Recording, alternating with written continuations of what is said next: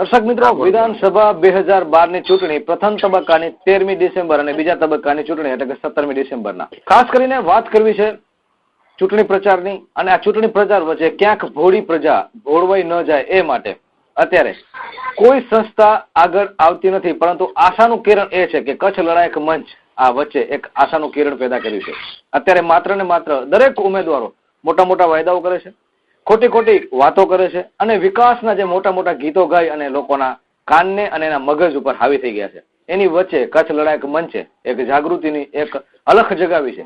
પરંતુ અફસોસની વાત એ છે કે ભારતીય બંધારણમાં અનુચ્છેદ 32 મુજબ આપણા ડોક્ટર બાબા સાહેબ આંબેડકરે એક દરેક સ્વતંત્રતા વ્યક્તિને આપી છે કે પોતાના વિચારો, પોતાની વાણી અને પોતાના મંતવ્યો એ મુક્તતાથી રજૂ કરી શકે. આજે લોકશાહી નથી કે નથી આપણે અંગ્રેજોના ગુલામો. આજે લોકશાહી છે, અંગ્રેજોના આપણે ગુલામ નથી કે રાજાઓના ગુલામ નથી. લોકશાહીમાં જો લોકોનો અવાજ ન બહાર આવી શકે તો એને લોકશાહી કહેવી કે કેમ એ પ્રશ્ન અત્યારે મોટો હિમાલય જેવો સામે આવીને ઉભો છે. લડાયક મંચ કચ્છ નથી આવી રહ્યું એ સમાચાર કાલે જ સમગ્ર કચ્છને મળતા કચ્છના લોકોમાં એક નિરાશા વ્યાપી ગઈ હતી. વિમાન માર્ગે 10મી ડિસેમ્બરે રમેશભાઈ જોશી કચ્છ લડાયક મંચના પ્રમુખ ભુજ આવવાના હતા અને ત્યારબાદ 11મી તારીખ એટલે કે આજે માંડવી સભા સંબોધવાના હતા અને એવી રીતે 4 સભાનું આયોજન હતું. પરંતુ આ રમેશ જોશી કચ્છમાં નથી આવી શક્યા. શા માટે નથી આવી શક્યા? તો મહાસભા ન્યૂઝ સાથે અત્યારે ટેલિફોનિક વાત કરતા રમેશભાઈ જોશી. નમસ્કાર રમેશભાઈ. નમસ્તે જાડેજા સાહેબ. નમસ્તે સાહેબ. સૌ પ્રથમ કેટલું દુઃખ થાય છે, પછી આપણે આગળની વાત કરીએ. જયારે તમને કચ્છમાં આવવા નથી મળ્યું ત્યારે દુઃખ કેટલું થાય છે? મને એટલું દુઃખ થાય છે કે ખરેખર મને એટલું દુઃખ થાય છે કે જે આધાર અને પુરાવાઓ સહિત હું ભાજપના મોદી અને મોદીના ભાજપના જે કપડા ઉતારવા વાળો હતો ને જી, એ કપડા હું ઉતારી ન શક્યો. એટલે ભાજપ અને મોદીને નાગડો કરી ન શક્યો એનું મને એટલું દુઃખ છે. એટલું દુઃખ તો મારા જીવનમાં મને કોઈ દિવસ નથી થયું કે હું મારી અંતરની વેદના મારા પોતાના કચ્છીઓને હું બતાવી ન શક્યો અને હું દેખાડી ન શક્યો. એટલે મને બહુ દુઃખ લાગે છે એ હું મારા શબ્દોમાં વ્યક્ત નથી કરી શકતો કે આજે હું કેટલો હતાશ છું અને કેટલો દુઃખી છું. પણ આમાં જરૂર ભગવાન શ્રી વિષ્ણુનો અને મા આશાપુરાનો કોઈક સંકેત હોવો જોઈએ. જે સંકેત એ સાબિત કરે છે કે મોદી સરકાર અને મોદી સરકારનો કચ્છનો સ્થાનિક સરકારી તંત્ર એમની બુદ્ધિ ખુદ મને લાગે છે કે ઈશ્વરે ભ્રષ્ટ કરી નાખી છે. જેથી એ સરકારનો પાપનો ઘડો ભરાય. વાત કરીએ જોશી સાહેબ, આપણે જે બંધારણ અનુચ્છેદ જે આપણું ભારતીય બંધારણ છે, વિશ્વનું સૌથી મોટું બંધારણ છે અને આ બંધારણ બનાવવા માટે 2 વર્ષથી વધારે સમય બાબા સાહેબે લીધો. કારણ કે કોઈ પણ ભારતીય નાગરિકને અન્યાય ન થાય પોતાની વાણી અને વિચારો વ્યક્ત કરવા માટે. રમેશભાઈ જોશી માત્ર ને માત્ર પોતાના વિચારો અને જે કંઈ સત્યતા હતી એ રજૂ કરવા માટે આવી રહ્યા હતા. ત્યારે બંધારણની દ્રષ્ટિએ તમે આ જે નિર્ણય છે એને કેટલો ગેરબંધારણીય ગણો છો? બંધારણની દ્રષ્ટિએ હું એટલો આજે એક વસ્તુ કહું કે ભારતના બંધારણ જેવા મહાન બંધારણો આ જગતમાં ક્યાં નથી. તમામ દેશોના બંધારણનો અભ્યાસ કર્યા બાદ ભારતની બંધારણ સમિતિએ આ બંધારણ તૈયાર કર્યો છે. જે બંધારણ સમિતિમાં પરમ પૂજ્ય ડોક્ટર બાબા સાહેબ આંબેડકરજીનો પણ સમાવેશ હતો અને એ સિવાયના પણ ઘણા સભ્યોનો એ સમિતિમાં સમાવેશ હતો. અને પ્રજાનો અવાજ રૂંધાય નહીં અને પ્રજાનો અવાજ બુલંદ થાય અને હિન્દુસ્તાનની પ્રજા ઉપર અન્યાય ન થાય એટલા માટે ભારતના હિન્દુસ્તાનના બંધારણે ઘણા બધા અધિકારો ભારતીય પ્રજાને આપ્યા છે અને એ અધિકારો મંચને પણ મળેલ છે. કારણ કે બંધારણની કલમ બંધારણ આર્ટિકલ 19 જોગવાઈ છે કે ભારતની કોઈ પણ વ્યક્તિને કોઈ પણ પ્રકારનો સંઘ, મહાસંઘ અથવા મંચ અથવા સંસ્થા બનાવવાના અધિકાર છે. જી.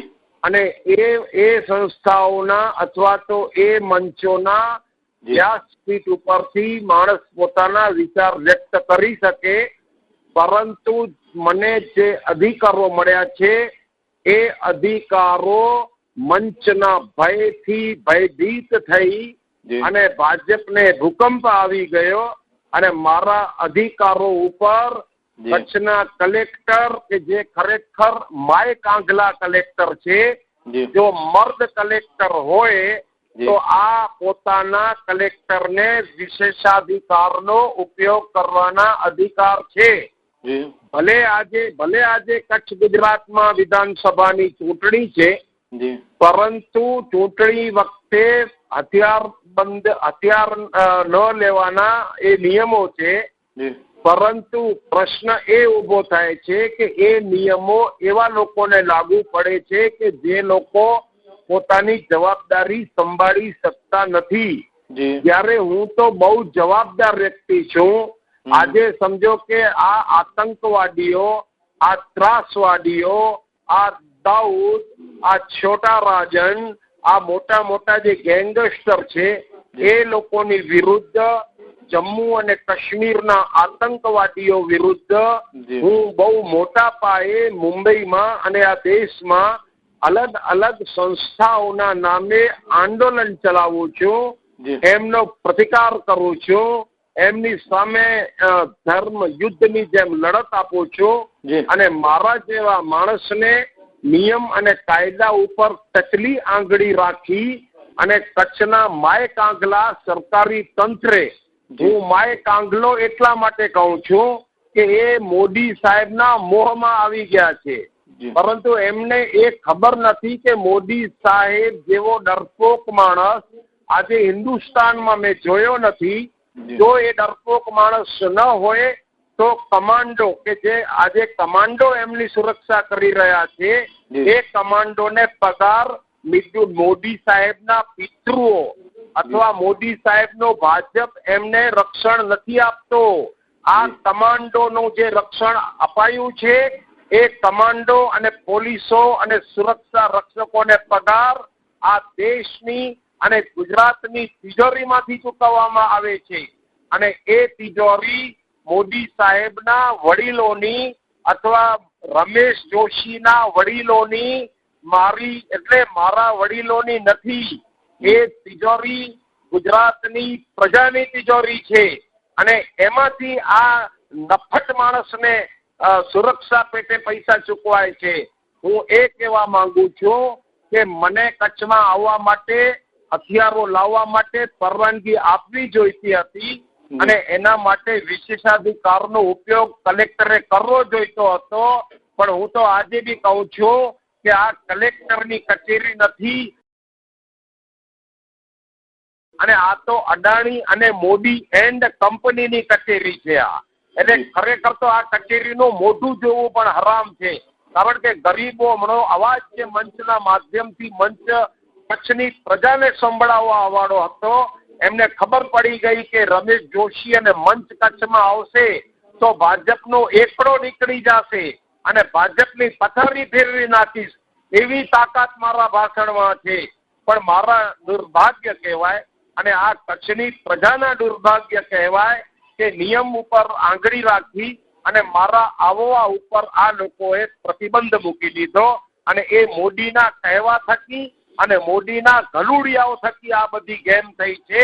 એની મને પૂરેપૂરી માહિતી ઈમાનદાર અધિકારીઓએ આપી દીધી છે. જાડેજા સાહેબ, રમેશભાઈ, વાત કરીએ સમગ્ર જે ઘટના ચક્ર છે કઈ રીતે બન્યું, કારણ કે આપ 10 તારીખના વિમાન માર્ગે ભુજ આવવાના હતા, ત્યારબાદ 11મી તારીખથી આપનો પ્રવાસ હતો. તો આ જે તમને મૌખિક અને ત્યારબાદ લેખિક જે સૂચના આપવામાં આવી એના વિશે થોડીક ટૂંકમાં વિગતો આપો.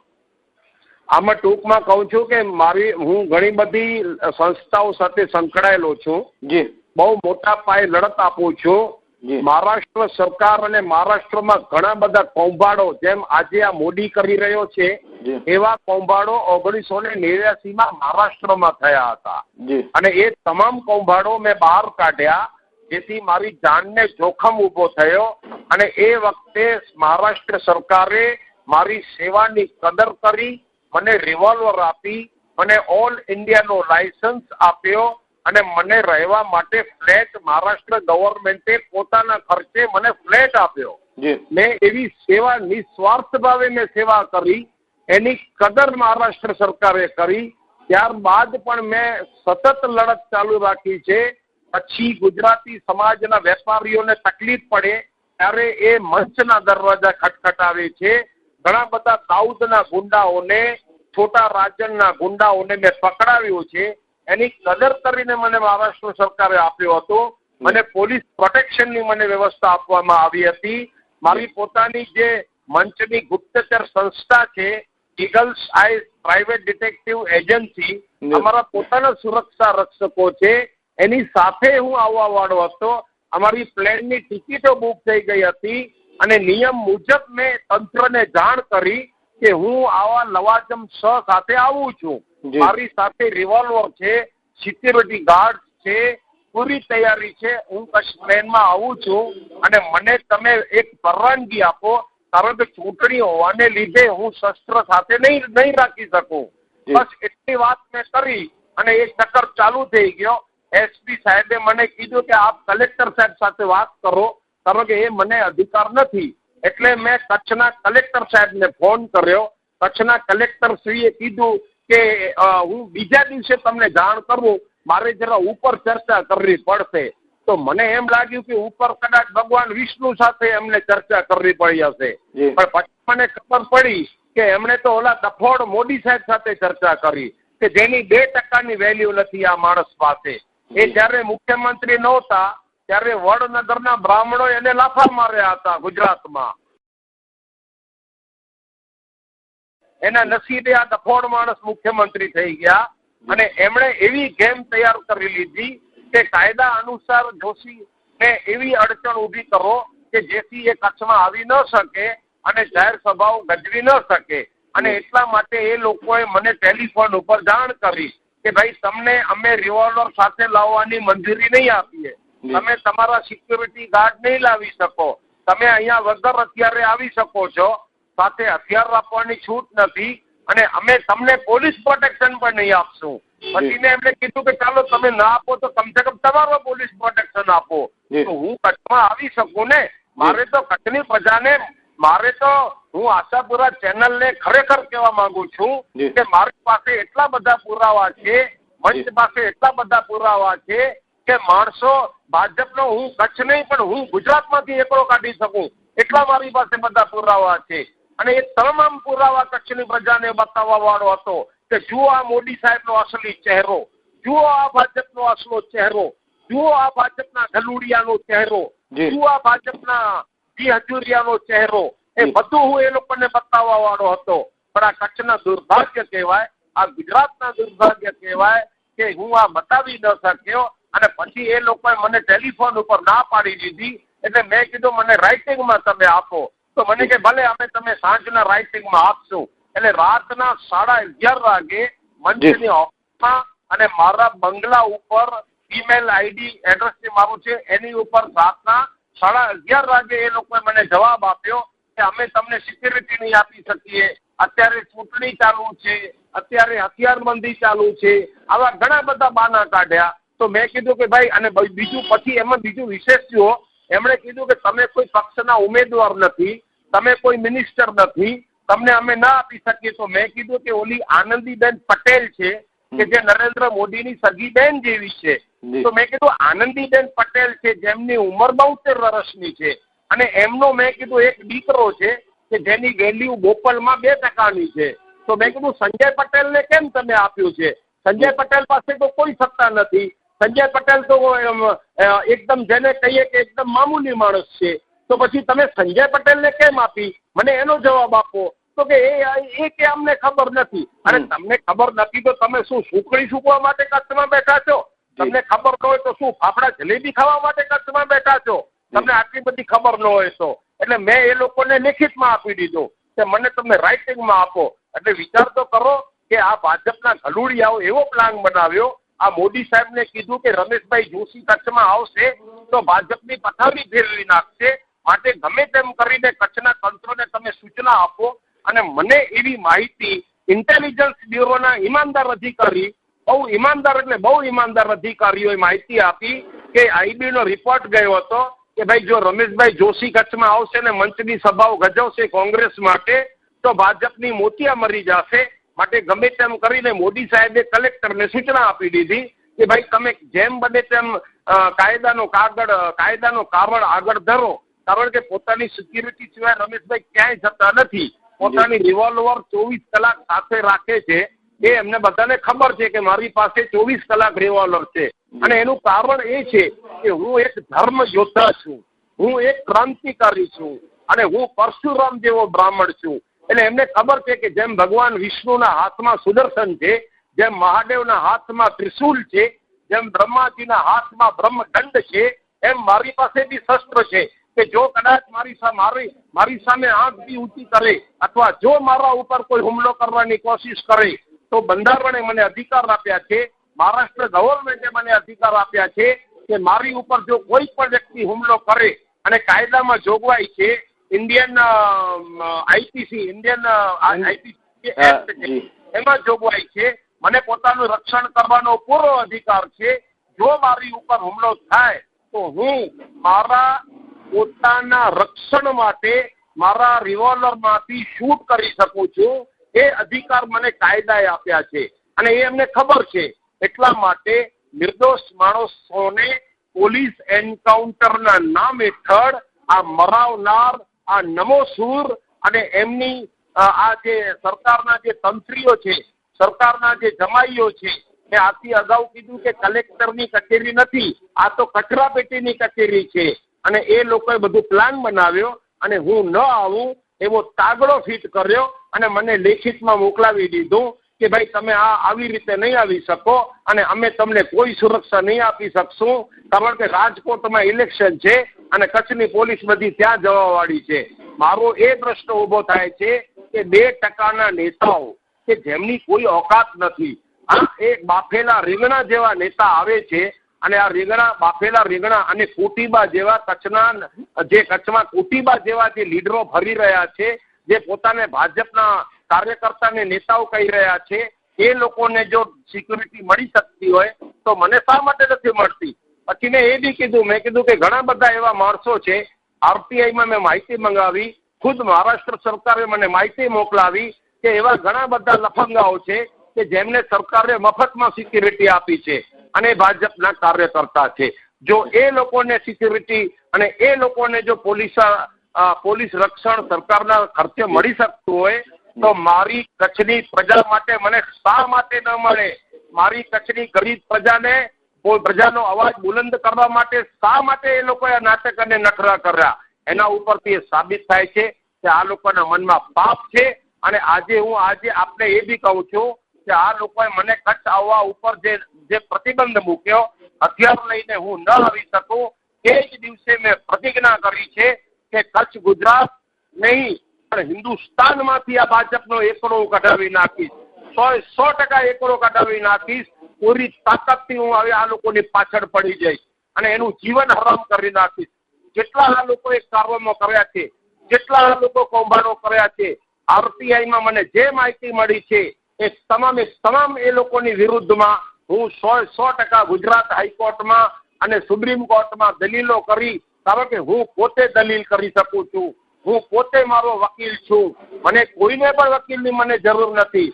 પણ એટલું આજે હું આશાપુરા ચેનલને કહું છું કે હવે હું માત્ર કચ્છ અને ગુજરાત નહીં પણ અમારો મંચ છે ને એનો હિન્દુસ્તાનમાંથી આ ભાજપનો આંકડો કાઢી નાખશું, આ લોકોનો એકડો કાઢી નાખશું અને ભાજપની પથારી ફેરવી નાખીશ. કારણ કે રામના નારે આ લોકોએ ગુજરાતની અને હિન્દુસ્તાનની પ્રજા સાથે વિશ્વાસઘાત કર્યો છે આ લોકોએ. રમેશભાઈ, વાત કરીએ આગામી શું નીતિ હોઈ શકે? કારણ કે બંધારણીય જે હક છે એના ઉપર આપની જે વાત છે એ પ્રમાણે તરાપ મરાય છે, ત્યારે કાયદાકીય રીતે હવે શું જોગવાઈ હશે? શું હશે તમારી ખાસ કરીને કોર્ટના બારણે રજૂઆત? નહીં, આમાં એવું છે, હવે તમને કાયદાનો વિષય કહું કે હું ભલે વકીલ નથી પણ હું જાડેજા સાહેબ છેલ્લા 35 વર્ષથી સુપ્રીમ કોર્ટ અને હાઈકોર્ટોમાં જાઉં છું કાયદાની દ્રષ્ટિએ એવું છે કે ચૂંટણીમાં અત્યારે ચૂંટણી ચાલુ છે અને એ સત્ય છે કે ભારતનો જે ચૂંટણી આયોગ છે ને આપણો જેને ઇલેક્શન કમિશન ઓફ ઇન્ડિયા કહીએ છીએ અને ગુજરાતમાં પણ ચૂંટણી ચાલુ છે એટલે એ સત્ય છે કે એમાં હથિયાર ન લેવાય, એમાં બે મત નથી. પણ અને એ 100% સત્ય છે, કારણ કે હું તો હંમેશા સત્યનો સ્વીકાર કરું છું. પણ એ પણ સત્ય છે કે કચ્છના એસપી અને કચ્છના કલેક્ટર અને ગુજરાતના આઈજી, ગુજરાતના ચીફ સેક્રેટરી એ લોકોને વિશેષાધિકાર છે અને એ લોકો વિશેષાધિકારનો ઉપયોગ જો 2% નેતાઓ માટે કરી શકતા હોય, જો આ ડફોડ મોદી માટે કરી શકતા હોય, જો મોદીના 2 કોડીના ધલુડિયાઓ માટે કરી શકતા હોય, તો હું તો એક ક્રાંતિકારી ધર્મ યોદ્ધા છું. હું તો સર્વ ધર્મ સમભાવમાં વિશ્વાસ રાખવા વાળો છું. હું તો હિન્દુસ્તાનના બંધારણની પૂજા કરું છું. તો પછી મારા માટે શા માટે વિશેષાધિકારનો ઉપયોગ ન કર્યો, એ મારો પ્રશ્ન છે. આપના ધ્યાનમાં આવ્યો ને? જી. વિશેષ અધિકારનો ઉપયોગ જે કલેક્ટર અને આઈપીએસ અધિકારી કરી શકતા હોય એ અહીંયા નથી થયો. એ આ વાત ઉપર આપે જે કેન્દ્ર બિંદુ કર્યું છે અને ખાસ કરીને જે કઈ પણ કારણ હોય વહીવટતંત્ર અહીં થોડુંક નિષ્ક્રિય રહ્યું હોય એવું અત્યારે ચોક્કસ દેખાઈ આવે છે. રમેશભાઈ, અંતિમ પ્રશ્ન પૂછું કે અસર શું હશે ખાસ કરીને જો આપ અહીં આવ્યા હોત તો હું કોંગ્રેસની 4-5 સભાઓને આપ સંબોધી હોત અને લોકોમાં એક પ્રચારનું, પરંતુ હવે જયારે નથી આવ્યા ત્યારે કહી શકાય કે અસર એ કદાચ બેવડી થઈ રહી એવું લોકોના મુખે જાણવા મળી રહ્યું છે. આપને કેવા ખાસ કરીને રિપોર્ટ મળે છે? જાડેજા સાહેબ, હું આપને એ કહું છું કે જયારે ગઈકાલે સાંજે રાત્રે લોકોને ખબર પડી કે હું કચ્છ નથી આવ્યો અને આ કારણ નથી આવ્યો, ત્યારે ઘણા લોકોને દુઃખ થયા છે. મને માંડવીથી ટેલિફોન આવ્યો હતો, નવીનભાઈ કરીને વ્યક્તિ છે, નવીનભાઈ, અને એ લોકોએ મને કીધું કે આપના માટે અમે ચાંદીની કુહાડી જે પરશુરામના હાથમાં જે હતી ને, એ મને કીધું કે ચાંદીની કુહાડી અમે લોકો આપના માટે લીધી હતી અને અમે એટલું બધા ઉમંગમાં હતા. બાયઠમાંથી મને ટેલિફોન આવ્યા, માપરમાંથી ટેલિફોન આવ્યા, કોટડી મહાદેવપુરીથી મને ટેલિફોન આવ્યા, ઘણા બધા લોકોના મને ફોન આવ્યા અને એ લોકોએ કીધું કે અમને એટલો ઉમંગ હતો, અમને એટલો આનંદ આવતો હતો કે આપ કચ્છ આવશો અને અમે ખરેખર આપનું ભાષણ સાંભળશું, કારણ કે મંચની લખાવટમાં, મંચના લખાણમાં એટલી તાકાત છે, તો મંચના ભાષણમાં કેટલી તાકાત હશે એ જાણવા માટે કચ્છની મારી એટલે જેને કહીએ ને મારી પ્રિય પ્રજા ઉત્સુક હતી અને આતુર હતી. અને એ લોકોના જે આનંદ, એ લોકોને જે આતુરતા હતી, એ આતુરતાનો આ લોકોએ અપમાન કર્યું છે અને આ મોદી સરકારને મુંહ તોડ જવાબ હવે કચ્છની પ્રજા આપશે. જો હું આવ્યો હોત તો કદાચ સમજી લો કે જે ટેકો મળે એના કરતા પણ મને ન આવવા માટે જે આ લોકોએ નાટક કર્યા અને જે ભવાઈ કરી આ લોકોએ, તો એનાથી મને એટલો વિશ્વાસ છે કે ન આવ્યો અને શા માટે ન આવ્યો એના બારામાં મેં ચોખવટ કરી છે અને એના બારામાં આજે અનેક વર્તમાન પત્રોમાં ન્યૂઝ બી મેં મોકલાવ્યા છે, એના સમાચાર બી આવી ગયા છે. આજે સવારમાં 6:30 વાગ્યાથી મને સતત ફોન આવે છે અને બાળા ગામના લોકો એ તો સોગંદ લઈ લીધા કે અમે જિંદગીમાં કોઈ દિવસ આ માણસને વોટ નહીં આપીએ, કમલને, અમે આ કોઈ દિવસ ભાજપને વોટ નહીં આપીએ. કરોડિયા, કોટાયા એ ગઢવી લોકોના મને ફોન આવ્યા, ઈદડા, કોડાય, મસ્તા એથી મને ફોન આવ્યા, મને કે અમે ભાજપનું કચ્છમાંથી નાશ કરી નાખશું, આજ મેં ભાજપનો સર્વનાશ કરી નાખશું અને ભાજપને કોઈ હિસાબે અમે જીતવા નહીં દઈએ, એટલો જુસ્સો આજે કચ્છ અને એ લોકોની પ્રજામાં આવી ગયો છે. અને હજી એક વાત કહું કે કચ્છમાં જે મારો પોતાનો બ્રાહ્મણ સમાજ છે, જે ખરેખર પરશુરામ જેવો સમાજ છે, અને એ સમાજના પણ અમુક લોકો દરેક રાજકીય પક્ષ સાથે સંકળાયેલા છે, તો એ જે સંકળાયેલા હોય એની સામે બ્રાહ્મણોને વાંધો નથી. એમાં કોઈ માણસ મોદી સાહેબના ખોડામાં બેઠો હોય તો ભલે બેસી રહે, કોંગ્રેસીઓના ખોડામાં બેઠો હોય તો ભલે બેસી જાય, એની સાથે મંચને અને એની સાથે બ્રાહ્મણોને કોઈ વાંધો નથી. પણ મોદી સાહેબે બ્રાહ્મણ સમાજના સિનિયર ઓફિસરો ઉપર જે અત્યાચાર કર્યો છે, જે જુલ્મ કર્યો છે, એ આખા બ્રાહ્મણ સમાજને ખબર છે. કુલદીપ શર્મા બ્રાહ્મણ છે, પ્રદીપ શર્મા બ્રાહ્મણ છે, સંજીવ ભટ્ટ બ્રાહ્મણ છે, રાહુલ શર્મા બ્રાહ્મણ છે, સંજય જોશી બ્રાહ્મણ છે, હરેન પંડ્યા બ્રાહ્મણ છે. આ તમામ બ્રાહ્મણો ઉપર, અધિકારીઓ ઉપર આણે અત્યાચાર કર્યો છે. હરેન પંડ્યાની હત્યારા આજ દિવસ સુધી નથી પકડાયા. છતાં પણ મને દુઃખ થાય છે કે જે પણ બ્રાહ્મણો આ ભાજપના ખોળામાં અથવા તો ભાજપના પદાધિકારી છે, એ બ્રાહ્મણ સમાજના લોકોએ આજ દિવસ સુધી મિટિંગ નથી બોલાવી. ભલે કોને મત આપવું અને કોને મત ન આપવું એ બ્રહ્મ સમાજ નક્કી કરે, એ એનો વિષય છે. પણ ખરેખર હજારો બ્રાહ્મણોના મને ફોન આવ્યા છે કે ભાઈ આપણા દરેક સમાજની આજે મિટિંગો થઈ છે, જ્યારે આપણા બ્રાહ્મણ સમાજ કે જે મહાન સમાજ છે, કે જેણે આ દેશને દિશા દીધી છે, જેણે આ રાષ્ટ્ર માટે બલિદાન આપ્યા છે, આજે એક પણ મિટિંગ બોલાવી નથી. અને મને ઘણા બધા બ્રાહ્મણોના ફોન આવ્યા છે. હું આશાપુરા ચેનલના માધ્યમથી મારા પ્રિય, મારા પૂજ્ય અને મારા વંદનીય એવા બ્રાહ્મણ સમાજને એ હાથ જોડીને કહું છું કે મત કોને આપવો, કોને ન આપવો એ આપ નક્કી કરો. પણ કમસે કમ સમાજની, કચ્છ સમાજમાં એક મોટામાં મોટી મિટિંગ બોલાવો અને એ મિટિંગમાં બધાના વિચાર જાણો અને ત્યારબાદ મારો બ્રાહ્મણ સમાજ નક્કી કરે કે મત કોને આપવું અને મત કોને ન આપવું. અમારી પાસે યાદી છે. જાડેજા સાહેબ, હું હમણાં 4 દિવસ અમદાવાદ હતો, મણિનગરમાં. મોદી સાહેબની પથારી ફેરવવા માટે 4 દિવસ સુધી ચૂપચાપ મણિનગરમાં હતો અને સંજીવ ભટ્ટના બંગલે રોકાયો હતો. શ્વેતાબેન ભટ્ટ ત્યાં ઉમેદવારી નોંધાવી છે. જાગૃતિબેન પંડ્યા, જે હરેન પંડ્યાના ધર્મપત્ની છે, એમની સાથે હું હતો. બીજા દીપક જોશી, જીપીપીના ઉમેદવાર, એમની સાથે હતો. ત્યાંના આરએસએસમાં જે બ્રાહ્મણો છે, બીજેપીમાં જે બ્રાહ્મણો છે, એ લોકો પણ આજે ભાજપની વિરુદ્ધમાં કામ કરી રહ્યા છે. કારણ કે 28 થી 29 અધિકારીઓની જિંદગી, આ બ્રાહ્મણ અધિકારીઓની જિંદગી આ મોદીએ બરબાદ કરી છે. અને આ એક નંબરનો ડફોડ માણસ છે. આ હું આજે બી કહું છું કે એમણે 10-11 વર્ષમાં જે પાપ કર્યા છે, એ માહિતીનો અધિકાર, એ કાયદા થકી મને જે માહિતી મળી છે, એ માહિતીનો આધાર લઈ અને આ સત્તા ઉપર નહીં આવે એ તો મને ખબર છે. પણ આ લોકોની પથારી હું ફેરવી નાખીશ. સુપ્રીમ કોર્ટ અને હાઈકોર્ટ સુધી આ લોકોનો પીછો નહીં છોડું, એ હું આપને આજે બી કહેવા માંગુ છું અને મારા બ્રાહ્મણ સમાજને બી કહેવા માંગુ છું. કારણ કે કોઈ પણ પ્રકારના ગુના ન હોવા છતાં પણ કુલદીપ શર્માને એને ડીજીપી બનવા નથી દીધો. કોઈ પણ પ્રકારના ગુના ન હોવા છતાં પ્રદીપ શર્મા, આજે પ્રદીપ શર્માનું જે વાંક હતો એ એમનું કેવું છે તો એ જ વાંક મોદીનો પોતાનો હતો. જો પ્રદીપ શર્માએ જમીન ફાળવી તો મોદી સાહેબે તો લાખો એકર જમીન ફાળવી દીધી છે.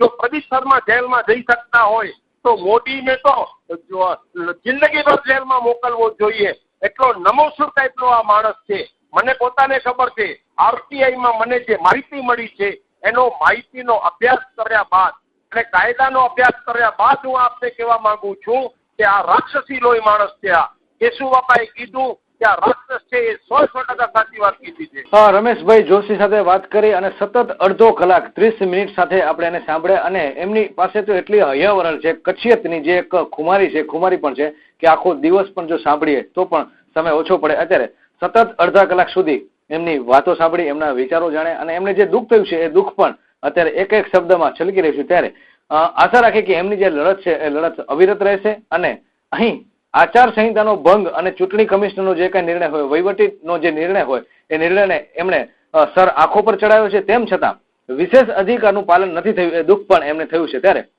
હવે જોવાનું એ રહ્યું કે ચૂંટણી પછી પણ કચ્છ લડાયક મંચની કઈ રીતે આ જે લડત છે એ લડત ચાલુ રહેશે અને કચ્છી માળું એને કેટલો ટેકો જાહેર કરે છે. કારણ કે આ લડત માત્ર એમની કચ્છ પૂરતી નથી, પરંતુ કચ્છ, ગુજરાત અને સમગ્ર રાષ્ટ્ર માટે આ લડાયક મંચ લડી રહ્યું છે. ત્યારે હવે આ લડત છે એને કેટલો ટેકો મળે છે અને ખરેખર વાસ્તવિક ક્રાંતિ છે, એ ક્રાંતિનો ઉદ્ભવ, વાસ્તવિક ક્રાંતિની જે મશાલ છે એ ક્યારે પ્રજ્વલિત થશે એની જ આપણે આઝાદીના 6 દાયકાથી રાહ જોઈ રહ્યા છીએ. ત્યારે આશાનું કિરણ એ પણ બંધાયું છે કે એની જે પ્રથમ ચિંગારી છે એ કદાચ કચ્છ લડાયક મંચ તરફથી આવશે, એમાં પણ બેમત છે. ધન્યવાદ રમેશભાઈ.